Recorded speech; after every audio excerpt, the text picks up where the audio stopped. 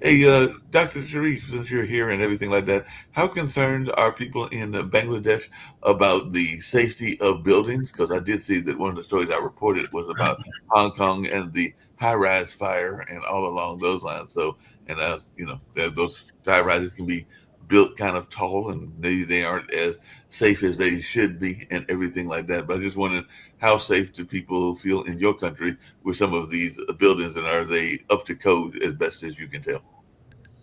Yeah, this is actually very biggest concern.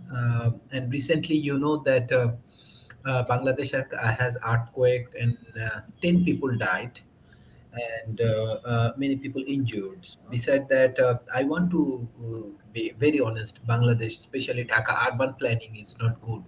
It's a highly density populated country. It's 36 million people live in Dhaka, and people has awareness, but still we have to go for urban planning and everything. But it's almost impossible, as many people live in the very small places. Hope for the best, and yeah, we can learn from Western world how they can develop this kind of ecosystems or this kind of plan or safety and securities and all of the things. And yeah, we can create a better urban planning through this process.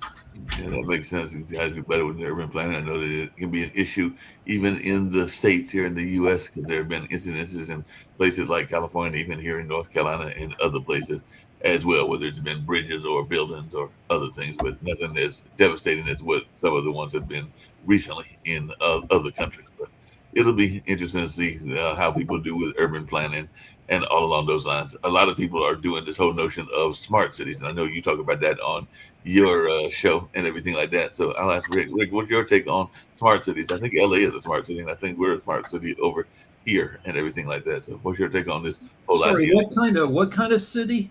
They're called smart cities. They're cities that are using a lot with technology and other things to help with the planning. You can look up the definition, but they're called smart cities and everything like that. Maybe Sharif can give us a So more okay, guided so definition. LA, LA is known for having somewhat corrupt government. Hmm. So like a lot of big cities, like I think MAGAs like to complain about Chicago a lot, They do. but frickin' our city council, like we have a history of people on the city council being arrested by the FBI. So I don't know how smart we are. I mean, LA is unique in a lot of ways. It shouldn't be a city at all. It uses water stolen from the rest of the state to turn a desert area into a livable area. Though, we don't have enough water to stop a huge fire when it breaks out. Yeah. Um, Dr. Sharif, if you could, because I know your people have talked about it on your show, and I have an idea of what it means, because I know a lot of it involves technology and everything like that. But maybe you can give me and Rick a better definition of what a smart city is, because I think there's some cities in the nation that consider themselves smart cities as well. Yeah, basically with Texas Austin with Tando, I'm working for Gayapoli strategy. And Gayapoli is a beautiful city. Definitely, technology is a factors because of artificial intelligence, AI industries, automations, and all of the technology innovations. Mm, our everything is changing. Our educations, our healthcare, our digital infrastructure, digital twins, housing, and all of the system is changing, including transportation. So what I think is that beside these innovations and new infrastructures, we need to take care of our nature. We need to take care of our natural ecosystems and all of the things. So we have to go for combination. I do not want to say it's a smart city, but combination of nature and new innovations.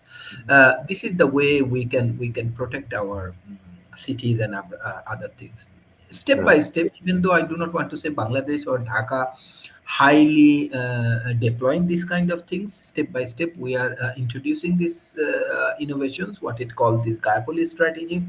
Texas Austin also same things, we are introducing the same thing. And also like India or Dubai is a very good place, Singapore's and Kuala Lumpur's. These are the places they are step by step introducing this concept. But I believe that still we have to go for detailed research. We have to understand how we can build up our cities and how it can be livable cities for our citizens. That is more important for me. So I would call LA a stupid city because of some of the stuff we do. We keep making our freeways wider, but it doesn't help with traffic jams. You know, the 405, the 101. These are some of the worst, most crowded freeways in the country. And is LA engaging in initiatives to have people drive less, to help people work remotely? I don't know.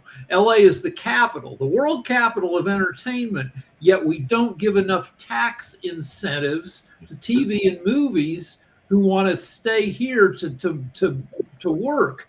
So we lose that business to the rest of the world, to Vancouver, to Georgia, to New Mexico. So, you know, LA could be a lot smarter. Yeah, it definitely could be a lot smarter. By the way, Trump was talking about the American role in Europe and everything like that, and I had talked about that before you fellas got here and everything like along those lines. And he came up with a new term. You know, he loves to make up words, but apparently he said that Europe is facing civilizational erasure and everything like that. So he wants, I guess, the US. Okay. Let's talk about that. So white people, like we live in the U.S. is what, 55 something percent white. Mm-hmm. And so we look at the rest of the world and we think, well, we don't do the math. If you look at the rest of the world is like 8% white people. Mm-hmm. And it has been for, I don't know, centuries. The most people in the world are not white people. You know, China, 1.4 billion people. India, 1.4 billion people. You know, less than 1% white, each of those places. So like, then guys like Trump, who's an old ass bigot, like, look, somebody gives him some statistics, some bullshit about, oh, I don't know, like England is 10% Muslim now. And Trump is like, ooh, civilizational erasure. No, like things change. The world goes on, and no, white people are not going to disappear, and you don't need to go like. Anyway, he's an asshole. Is the deal? No, and apparently, and I'd love to hear your thoughts around this because I got an investment question for you in a minute. But this one's world politics and everything. Apparently, Putin and Modi are still meeting and everything, Sasha, and he is vowing to give oil shipment to India that will be uninterrupted. I know that Trump and others are trying to get them to actually cut back on their oil consumption, but he's even praising Modi in order to do some transactional stuff himself and get India to agree to take this oil and all along those lines. So what is your take on this notion of Putin and Modi having a friendship moment and everything like that? I think it's very logical for Modi to do what he does because it benefits his country, his people. Because if he can, you see, the politics is a very fluid and uncertain thing. Today it can go one way and tomorrow it will go another way. But the prices for oil, that's something real, something tangible. And if India wants to pursue its policy of buying cheap natural resources, including ones from Russia, which will benefit India, its economy, its people, it's very logical. So the United States is a very unreliable friend. So even if India would acquiesce to support U.S. policy, but there is no such thing as U.S. policy. It's an ad hoc actions. There is no real strategy behind U.S. policy whatsoever. It's now run by real estate developers, friends and relatives of Trump, with absolutely no accountability to Congress or to any governmental body. So what can I say? India is realistic in its approach to cooperation with Russia. And Russia is, of course, very logical in trying to expand its marketplace. And because of US policy, A lot of changes I'm seeing are going to happen. See, Putin is not yielding even 1 inch of his stance. So whatever the movement, in the first place, as I said before, I don't understand Trump's obsession with a peace between Russia and Ukraine. What is his business? He is making money on delivering U.S. Arms to Europe and further to Ukraine. So U.S. is making tons of money. Why would he want to change that? Or say, okay, here is a peace. Okay, no more weapon sales. Is it good for U.S. Manufacturers? I don't think so. So who is benefiting from the peace in Russia and Ukraine except Trump and his family? How United States and its people are benefiting? Anybody could provide an answer to that. I have no idea. Maybe the fellas have an idea, but I can't think of a way that we're benefiting. And definitely, But I mean, Trump is a bad guy, a selfish guy. Anything time Trump does anything to benefit the U.S., it's kind of by accident, or it works. It also benefits him. Well, I got a question for you, Rick, and everything. Well, hold on. Let's talk about his. He pardoned a guy who defrauded people out of $1.6 billion, or he commuted his sentence. Now the guy doesn't have to pay back any of the money. Right. How is that fair? How does that benefit anybody? And it makes people speculate this guy with the hundreds of millions of dollars that he now gets to keep, that he fraudulently took. People think that, well, there has to be some back alley deal where Trump is going to get 20, 30 million from the guy for doing him that $1 billion favor. Well, go ahead. The United States and its government, of course, has become a transactional for sale situation where people can buy their way in to achieve certain results. And it's even, in many cases, it's well known the price they have to pay. Maybe they have to put some money into cryptocurrency fund run by his son or somebody else that is in charge of that. Or you can donate your money to a ballroom the build and so on. So it's becoming really obnoxious system of government which benefits very few and doesn't benefit majority.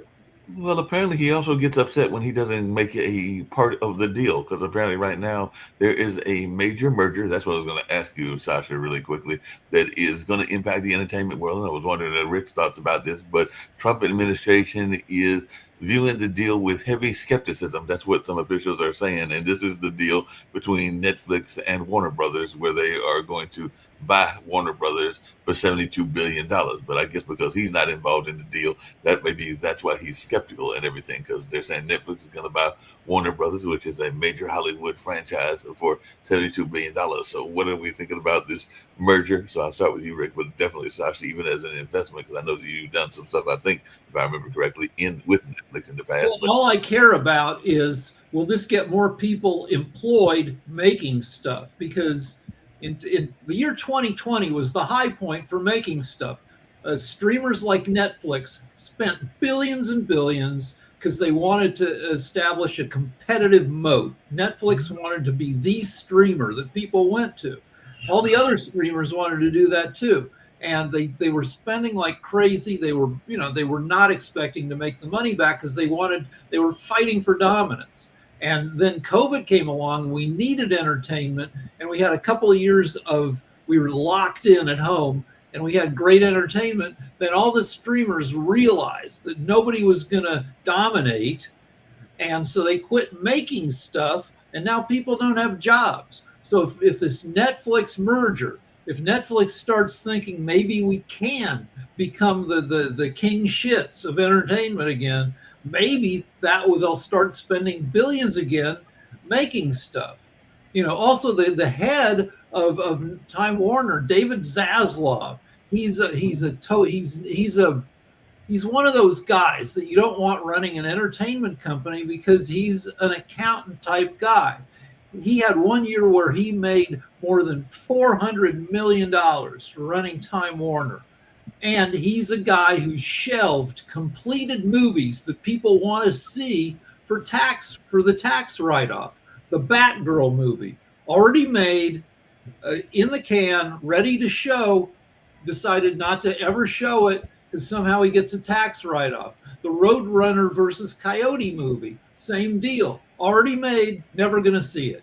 So if Netflix buying Time Warner and becoming his boss, or I don't know what kind of deal he's going to have, maybe we'll get to see these movies. Maybe I don't know that it's a terrible thing that Time Warner has been bought because they've had bad behavior. Yep, we'll see how that plays out. What's your take on it, Sasha, from an investment standpoint? I think I've heard you say that you've invested in the past in Netflix, or it might be one of your other investment show people. Well, I'll tell you that Netflix experiencing now a slower rate of growth, and it cannot beat its own numbers. So the so-called organic growth of Netflix is very limited.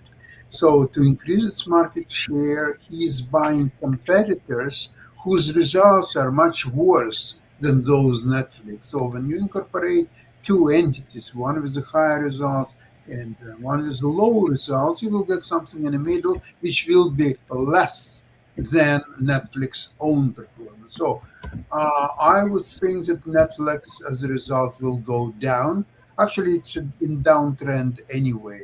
So, and I'm a user of Netflix, and sometimes I'm looking at what's new on there. So, there's nothing really much to see. And even older movies that I wouldn't mind to watch once again, a lot of them are being taken out. I don't know for what reason, but they're taken out, and there's less and less movies to see. Yeah, Sasha's right. There is not clarity about it used to be when TV was broadcast, you knew the ratings, but the numbers that the streamers get are secret. So you don't know why they make the decisions they make. Also, Netflix has a PE ratio of 43, which means, it's a great company, a very successful company, but if the news isn't always good about subscriber numbers all the time, you're going to take a big hit because that's a huge PE rate. And Sasha can explain it better than I can, but sometimes Netflix has a good quarter, they add subscribers, sometimes they don't, and then the stock loses 10-15%. You see, as much as getting new customers, it's retaining customers, and it's not always successful because a lot of people are being disillusioned. They're making a lot of new TV series, and they are shot somewhere in Turkey or some other places, and you can see that they're saving on each issue, the locations, the resources, the quality of the actors involved, and so on. And you know what? I'm not very optimistic on Netflix at this point. Yeah, I'm going to help you out a little bit on the price earnings ratio because, I like investment guys because they try to make it confusing, but it's really simple. Let's imagine you made $1,000 this year, Rick. Okay, you had a 43 PE ratio. You multiply the 1,000 times 43, and you have 43,000. So they're saying your company is worth 43,000, 43 times the earnings of $1,000. So here's where it becomes ludicrous. Let's say you made 10,000 this year. You had a little business, lemonade stand, made 10,000. You multiply it by 43, your business is worth 430,000. You see the problem with those high PE ratios? I have a real problem with it. I want to invest in. And places like Tesla sometimes was maintaining 1,000 PE ratio. Now, I don't know what it is now, but it's insane. The intelligent investor would stay away from it. So the first thing you want to do is look at those P ratios. If Netflix is 43, I'm out. It's real simple because, the company isn't worth 43 times its earnings. You see this on Shark Tank all the time where people come in Yeah. And they say we'll sell you 10% of the company for $100,000. And Right. then the sharks say, well, how much money did you make this year? And they say Right. $50,000. And Yeah. so you're saying 50,000 in sales equals a company worth $1 million? No, No.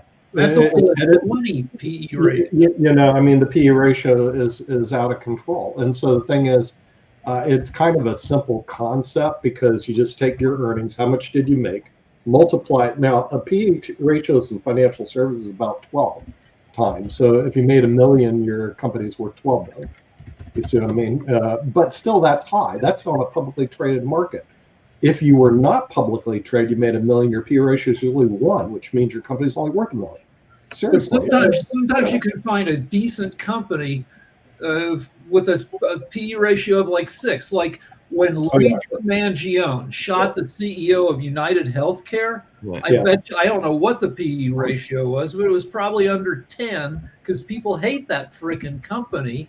But with a PE ratio of like 8 or something, it's a highly investable country. Yeah, and see, my argument, and I know they're shutting down the Department of Education, Jacoby's in the background, which is a good idea because they should have this taught in high school. The PE ratios are not that hard to comprehend. This is not difficult stuff. But securities brokers and people in the industry, they don't want people to know how money works because they have a super competitive advantage if they can discuss P ratios and go, oh, well, you know a lot, or you have beta or alpha. I mean, it's really insane when most of the stuff, I don't know how to describe it, in financial services is actually pretty easy. You know, I'm hiring a couple more people to work there, and then I go through this. I'm going, you know, after we train them, it is just not that hard. The hard part is learning it because it's so obfuscated. But once you learn it, it's actually pretty simple. However, our educational system doesn't do that. Instead, this is where I object to the OU scandal. Remember the lady that failed her gender studies class? What are we doing? Why is the state of Oklahoma subsidizing a gender studies class? And how come she couldn't read the room and realize you're in front? You're is running a scam. Running a scam. She's a good-looking Bible girl. Yeah, that part's true. The reason she took that class is she wanted to be offended. She wanted to create a shitstorm, and she will ride it into a pundit career where she gets to go on Fox News and earn a $300,000. Oh yeah, no, she can monetize this pretty good. By the way, if she's doing this as part of a scam, which might be true, then I'd say she's pretty smart because she just outplayed a lot of people, you know, because she intentionally flunked it and intentionally ran to social media so she could make out a ton of money. Then I got to give her a lot of credit. Well, you got to give her credit. She should, you know what? Here's Jacoby, the defender of life. Here's what she should do.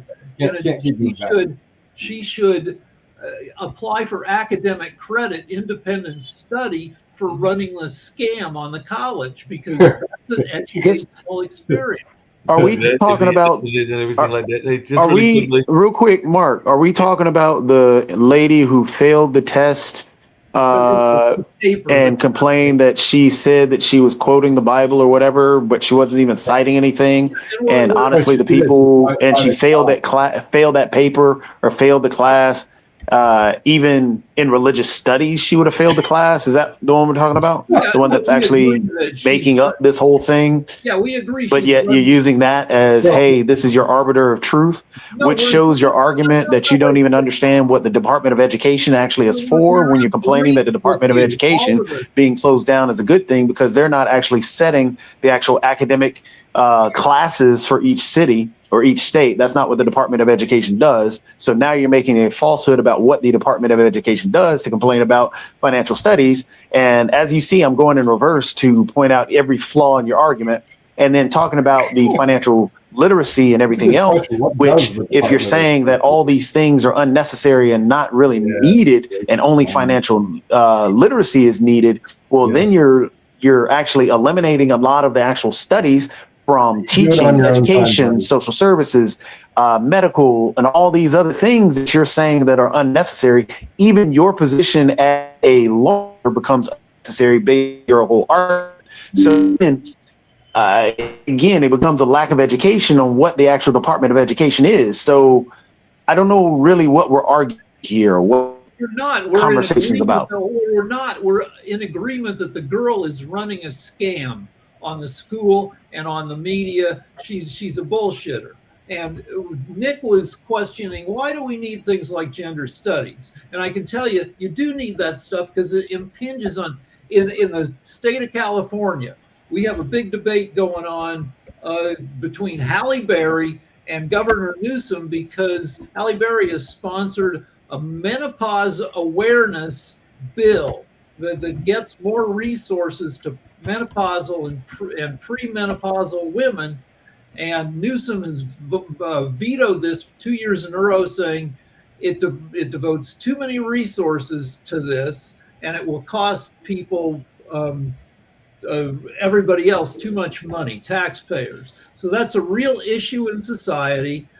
Gender stuff is an issue with infant mortality, for instance, where women's pain gets ignored more than men's disregarded. A woman comes to the hospital and says, I'm in pain, and everybody's like, and especially if it's a black woman. And this is one reason why black women have higher infant mortality rates and a higher rate of dying during pregnancy, because so you need to study this shit to make stuff like that better.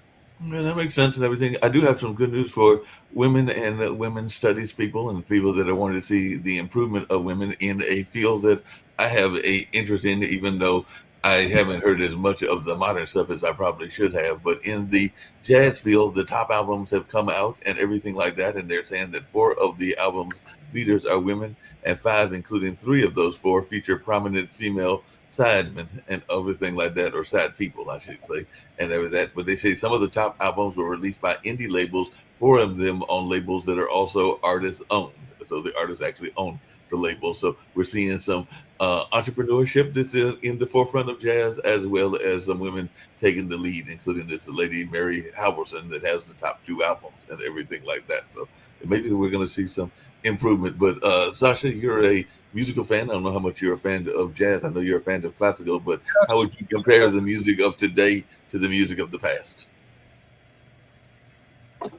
Well, it's a funny thing because I'm listening to a lot of music, including music from the past, and it's superior to today's music in all elements: the melody, the rhythm, the quality of interpretation, the stature of the artists is there is so much difference. Same thing like if you see soccer matches of a few years ago, for example, between Real Madrid and Barcelona. And I'm talking about Barcelona when Messi was playing, and Iniesta, and Neymar, and Suarez, and I can go on and on. And it was a soccer of the highest quality, in my opinion, unrivaled. I don't think that soccer ever was on that level, which demonstrated, especially, they call it El Clásico in Spain, this particular matches between Real Madrid and Barcelona, which were head and shoulders above any other teams in Spain, and not only Spain, probably in all Europe, and maybe all over the world. So, sorry, I cannot tell you a lot of greatest thing about jazz these days, and even the jazz as itself, it's becoming more intertwined with other genres and so on. So to have a pure jazz today, you have to immediately go back to times of Duke Ellington, Miles Davis, and others. Otherwise, it's kind of they call it fusion, they call it some other things. It's not really a jazz. It's like jazz, it has elements of jazz, but it's not a jazz. All right, so the main difference between music today and music of 50 years ago is 50 years ago, musicians could make money. Now the money has been squeezed out of music. 50 years ago, you sold a record album for $6, $7. The artist, even though he's getting ripped off by the record label, makes $1 per album. Now there are no freaking albums to speak of. It's all No, but streaming. these are like the top 10 jazz albums, and that's the thing that they brought up was that 4 of them are on labels that the artists own. So they got tired of trying to get on somebody else's label. So Pyroclastic, Greenleaf, and Yes are all artist-owned labels, and they own 4 of the top 10 and everything like that. Well, So imagine Sasha was talking about the quality of soccer. Imagine how shitty soccer would be if only 100 soccer players in the world made more than $100,000 a year. That's kind of like what happens with music. The only way to make a ton of money, like Taylor Swift is a billionaire because she goes on super famous, goes on concert tours, sells tickets. How many musicians can fill a freaking stadium? It's a disrupted business. It's a terrible business, and yeah, it leads to perhaps fewer people making product, which means that the product's gonna not be as innovative and great as it was in previous decades. and then sometimes people will do interesting things because I know that they did it 2 years ago, or maybe it was last year. That sometimes people that have a specific style of music that they like, and if they've got investors, they will bring their stars from overseas and everything like that. Because I know that even at the cultural center that I work, some Indian investors and people that have a tremendous amount of money, they brought one of their stars over from India for a concert. It might have been even a dual concert, like they might have done 2 concerts if I remember correctly, and everything like that. But that they were wanting to see their music from their country, so they brought it over and paid for it themselves because Bilal I think is his name, is not a cheap performer from India. He's actually an India pop star and everything like that. So, but they have the money to burn. Not everybody has that money to burn to bring in their version of Taylor Swift, because he would be a version of Taylor Swift, but probably like a male version and everything like that for them. I mean, the male version of Taylor Swift right now is Bad Bunny. Right. But Exactly. there's just not room for a lot of. I mean, when you look at the '70s, there was a record store across the street from my dad's dress shop, and I used to go in there, and there was a wall of albums, the top 100 albums with great cover art and freaking, the legendary freaking, and that doesn't exist anymore. That doesn't exist anymore. Just really quickly, and let's come back to one of the other stories. And I don't know if Jacoby's coming back or whatever, and you can ask him that question you had for him. And I know Nick's still here and everything. But Rick, would you be trying to put back a jewelry item if it had been stolen if it came out of somebody's butthole? Yes. Yeah, this thief guy, Fabergé eggs are these little great works of art that were made for the Russian Tsar at the end of the 19th century, beginning of the 20th century. There's only a few dozen of them in the world. Some of them are this big, and I guess some of them are this big. And some a-hole was being shown one, and he popped it in his mouth, stole it he's being accused of swallowing it. Right. So, yeah, they're going to wait till he poops it out. He has done that now. It took him, I think they said about 6 days to get it out. Yeah, but I mean, that thing is probably worth $150,000. So yes, I would still, be interested if I could get a deal on it because it came out of somebody's butt. I would, yes. So I would still go there and get it if you could and everything like that. Cool. I mean, I bought an antique picture frame. And when I got it, it was I got a deal on it because it was in bad shape. And when I got it, it was full of rat poop. It had probably been in a barn someplace. And I was happy to have it full of rat poop because it meant that I got it for 20% of what it would have otherwise cost.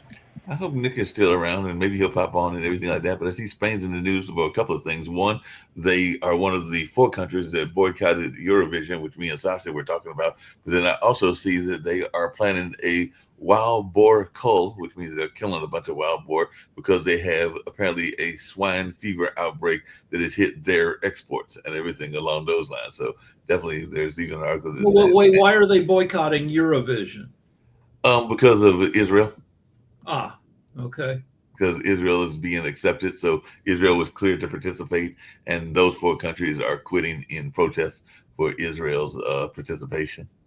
All right. So I don't know about wild boar in Spain, but wild pigs in Texas, across the south of the U.S., are an excuse for gun lunatics to have AK-47s and AR-15s, because there are these huge, like, gangs of wild boar that devastate everything in parts of Texas, because pigs are smart. And when you get these wild boars that are aggressive and, I don't know, go 300, 400 pounds, they're dangerous as heck. And that's a perfect excuse for you to get your semi-auto rifle out and shoot at a bunch of stuff. Oh, yeah, it makes sense and everything. By the way, Chile has become the latest country to ban smartphone use during class. I know we talk a lot about what goes on in education, but apparently in Chile, you cannot use your smartphone in class. I guess they have you turn them in when you're coming in and all along those lines. And I know Australia has been doing some major bans around teenagers and young people and their social media. So we can start seeing more restrictions on folks' use of technology, whether it's the pages like Facebook and stuff like that, social media, and also just the phones in general. Because I think in here, I got to ask my nephews, the high school kids are not supposed to have the phone with them in some classes and all along. I mean, that's one reason why we could use a Department of Ed, because instead of banning the technology, you have to figure out how to work with the tech, because you can't ban smartphones 24 hours a day. Frickin' if kids are going to be on their smartphones every other hour of the day. If you ban them during school becomes the most boring part of the day, and you got a bunch of kids who are just putting in their time in class, like just counting the minutes till they can get back to the information feed on their frickin' phone. You got to incorporate the tech into education, and we've been doing a crap job of that. And and we pay the price because kids are distractible. They're distanced from the affairs of the world. They can't write for shit because they use AI to do their assignments. We got to figure out how to Sasha's got a thing. Okay, more interesting thing I'll tell you right now is that all this Trump's plans about peace between Ukraine and Russia include some commercial proposals, and one of them, Trump wants to get involved in the $250 billion of Russian money stashed in Europe. And Europe is working on the plan to use this money to help Ukraine, rebuilding of Ukraine once the war is over, and so on. So Trump came now today with a plan to freeze this money so European Union cannot use them to helping Ukraine, which leaves an opportunity in the future for Trump to get its hands on this money one way or another.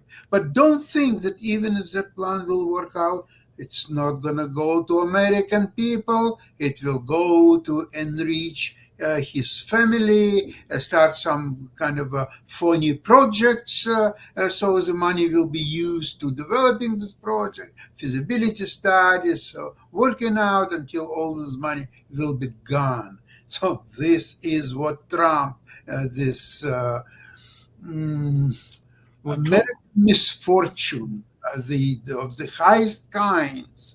There was never such an atrocious situation for American people in its 250 years history. Yeah, Trump is a truffle pig. If you want to find expensive mushrooms called truffles, you get a pig that can sniff out the truffles, and you take it into the forest and they sniff around. Trump is a truffle pig for piles of money.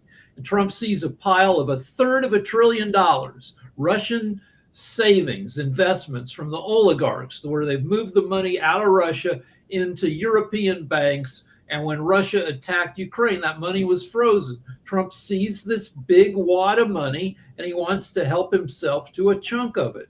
He wants to help himself to it, but apparently he's not the only one that has that kind of mindset. One of Trump's peers, in the sense of being a corrupt politician, is upset. So now he's writing a memoir where he's trying to reclaim and save his reputation. And maybe that's what Trump's going to do if he ever gets out of office and everything like that, because there's a book called Reconciliation, and definitely on the first page, this particular leader says, in recent years, misinterpretations and false truths about my life have been growing, and for decades he was deemed a national savior for returning his country to democracy, and he stood down a military coup. Then came the womanizing. That sounds familiar. The spending on safaris to shoot African elephants during a worldwide recession, and finally the unseemly wealth of Saudi origin sloshing around in foreign bank accounts that he had access to and everything like that. So apparently the former king of Spain, that was his background and everything, and he's trying to save his reputation and all along those lines. So it seems like he was a bad hombre, to use that term, and maybe he and Trump can get there and compare notes. Yeah, all right. I mean, people are going to do what they do. Yeah, and apparently he was a bad hombre as well. So we'll see what goes on in that space and everything like that. He wasn't as bad an hombre as his grandpa, who was Francisco. Wait, no, not. I'm sorry, not the. Anyway, no, I'm about to say something stupid, so forget that. Go ahead. This might have been stupid and everything like that. But let's. So Jacoby's not back. I want to mention LeBron again, because LeBron had this streak that went almost 19 years, 10 points a game for 19 years. He had a chance to continue it. He had a shot at it. The game was tied with 3 seconds to go.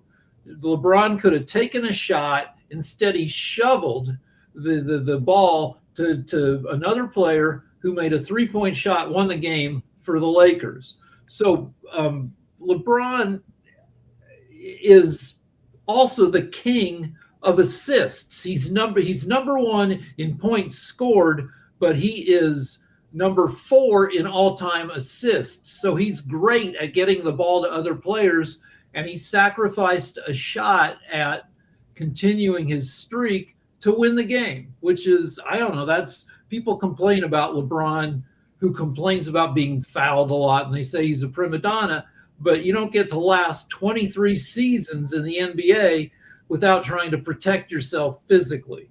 Yeah, I mean, he's not the only one. Seth Curry tries to protect himself. So that's brought his brother onto his team and everything like that. So we'll see how this all plays out. He even has a commercial where he talks about the fact that he's been with the same coach for a number of years and everything like that, and that he even has the same guy throw him the ball at the first practice shot and all along those lines. So yeah, all these folks are very much in that space.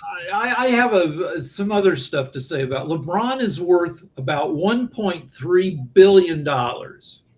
He and his wife have a combined, so they basically run a huge corporation, $1 billion, and I think it would be weird when you're to have sex. You run with your co-CEO, you run a corporation that's worth $1.3 billion. I think that would make it weird to have sex. Yeah, it could be weird and everything like that, but it didn't seem to hurt when he was living. Kobe Bryant and some other folks that had. All right, well, Kobe Bryant was not as good a businessman as frickin' LeBron is. LeBron is a very careful, smart business guy. You know, he's when you look at the great business people who've come out of the NBA. You got LeBron. You got Magic Johnson. I bet you Magic is worth $2 billion. Yeah. Like where, he tests positive for AIDS. He has to quit the NBA. He goes into business, and now he's worth. Let's see. Magic Johnson worth $1.5 billion. Yeah, because he's got a lot of different businesses. He's got theaters. He's got some other franchises that he owns part of the Dodgers. He owns part of the Lakers. He owns probably part of the Rams. Yeah, he owns a bunch of stuff. So he's got some, and there's good investment people. I think that I know that Doc Rivers, who I knew when I was in school, had some restaurants that he owned, and he had some other business ventures. So he's a very smart, cagey guy. So I'm thinking that he's probably got a number of businesses and not just the Milwaukee Bucks and everything like that. Doc So Rivers, net worth estimated at $60 million. Right. Not bad for a coach. not bad for a coach at all and everything like that. What are the Duffy's worth and everything? They're the ones that did Stranger Things, and that is actually based here in North Carolina. And actually, some of the places mentioned in that movie are Durham assets, because they mentioned Enzo's, which is a piece So of. let's see. I'm not the sure. name. The Duffer Brothers, net worth estimated at $30 million. Yeah, Of course, not bad. they haven't been around as long as LeBron and Magic and Doc Rivers. So And not bad for some young kids from Jordan High School and everything like yeah, that. So they've done the- well. As we get ready to wrap up, I know we sometimes talk, you, Andrew, Toby, and me to some degree, about the divide in, or the black and brown people being targeted and everything like that. But apparently Spain is offering and sees itself as a beacon for immigrants. So a lot of Latin American folks, even from American countries and other Latin American countries, are glad to go to Spain. But there seems to be a divide in the black and brown community, because apparently the folks from Africa aren't as welcomed as the folks from the Latin American countries. So the New York Times just recently did a story on this, and this is an interesting idea that some countries welcome one type of immigrant more than they welcome another. And I know that sometimes Sasha even talks about some countries being only for themselves. I think it's like Poles are for Polish only and stuff like that along those lines. So what is our take? Because definitely Spain is a Hispanic country. Even Nick brings that up sometimes. Well, so I mean, climate change adds to that, because the middle of Africa is the Sahara Desert. Right.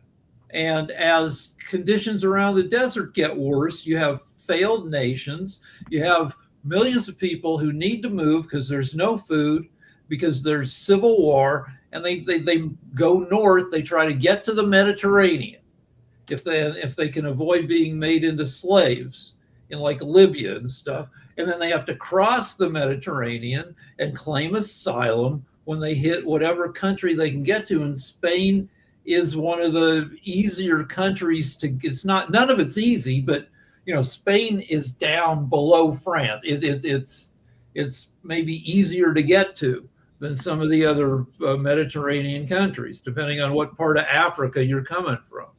And that could have even been the case way back in the day, because I know that even during the civil rights era and everything, there was a number of, we were talking about music earlier, folks that were part of the Harlem Renaissance that moved to France and other places in Europe because they were more welcome there than they were back in their home country. I'm thinking about Josephine Baker. I'm thinking about some of the authors and everything like that. I think Baldwin even spent some time in France, if I remember correctly. So definitely they were more welcome than sometimes they were even in their own country and everything along those lines. So that is, but then other people from other countries that were of similar melon might not have been as welcome. So I mean, the choice between living in America and getting the N-word yelled at you, right, and living in frickin' Paris and drinking champagne and hooking up there is of course not much of a choice. Josephine Baker, I mean, she was pretty interesting. She had like a crazy, like a great career. Did some work as a spy for the U.S. or the Allies. She moved in all these circles, which made it possible for her to obtain information. A smart, talented, a wildish lady. Yeah, she has a wild thing. By the way, now this is something that is crazy. It's coming from the world of entertainment. George Clooney is out there, and George Clooney apparently was recalled. Maybe you did this as well, but he recalls regularly handling old ladies' foot coins before fame. So we've all had some disgusting jobs and everything like that. So he was reflecting on his pre-Hollywood jobs on live. Yeah, he sold shoes. Yeah. He said George Clooney didn't become a star until age 33, and he says that was a good thing for him, because he said as a younger man, if he'd become famous at like 21, it wouldn't have lasted because he would have been an idiot. Right, and I know some people that have had those kind of jobs, selling shoes, selling dressers, selling a number of other things that have now gone on to fame and success in their roles. I think even the ones I mentioned, the Duffer brothers, they probably had some interesting jobs here in North Carolina. I think Jacoby may even know those fellows. I know people that know having shitty jobs as a younger person. Like Sasha had one of the shittiest jobs in the world. And you were in the Russian army, right, Sasha? Soviet army? It wasn't a job, it was mandatory service. Yeah, Something but it was probably pretty miserable, right? Yes, of course. he didn't have any choice, but then he had a great job because one of his other jobs, which a friend of mine, I think is back from his stint, but he should be going back out, was, if I remember correctly, Sasha, you also were a cruise ship musician, maybe even a cruise ship entertainment director. I forgot which title you had. That's right. Yeah. Cunard Cruise Line. Cunard, right? And you were the entertainment director on that job, or just a musician on the job? That's what I couldn't remember. My first experience was a musician, and the second experience, musical director. Okay, I thought you were a musical director at one point, because I think that's what my friend that used to be at our cultural center, I think that's what he went to go be, is a musical director. I want to say it was for Carnival, or one of the Carnival ships, but I think he's back in town. I got to get in touch with him and see how that first run went, because he had some jobs on one of our local campuses and is now doing entertainment stuff, but is now doing the cruise thing. So I'll see how he enjoyed it. My wife and I are going on one for our 35th anniversary. And, you know, cruise ships they're kind of cheesy, but they're great if you're lazy. Everything is right there on the ship. You know, they feed you all the time. The food is good. You know, you want to eat a huge meal and then go take a nap. It's just right there. You know, they take you to this, you know, if you want to see a pretty city, we're going to go up to Vancouver. You know, it's you know. They feed you too well, if you ask me. Yeah, and it's cheap. It doesn't cost any, if you get a deal, it doesn't cost any more than a regular hotel. Right. Doesn't cost any more than a regular hotel at all, but they do have some cheesy entertainment. I mean, the Dueling Pianos was a little bit cheesy, and they had some kind of like those Vegas type musicians and everything. So they can have some great entertainment. My wife and I will go to a show on the ship, and sometimes we'll be like, we'll sit in the back because we don't know if it's going to be any good. And a lot of times it's not great, and we will sneak out. Sneak out, and you'd be like, oh, don't want to stick around for this one. I'm out of here. Yeah. They'll blame you for that. But we'll have some more World Edition, and we might have some guests next week. I'm still trying to send out some emails, including some about finance and other stuff like that, including some other things. But right now, we're going to get out of here. All right. Have a good weekend. I know that at midnight, we have not midnight, at noon, we have the chess show. So we're going to do that as well. So all right. Definitely. See you later. Good weekend. Thank you. Have a good weekend. We're not doing our show this week, are we? I guess not.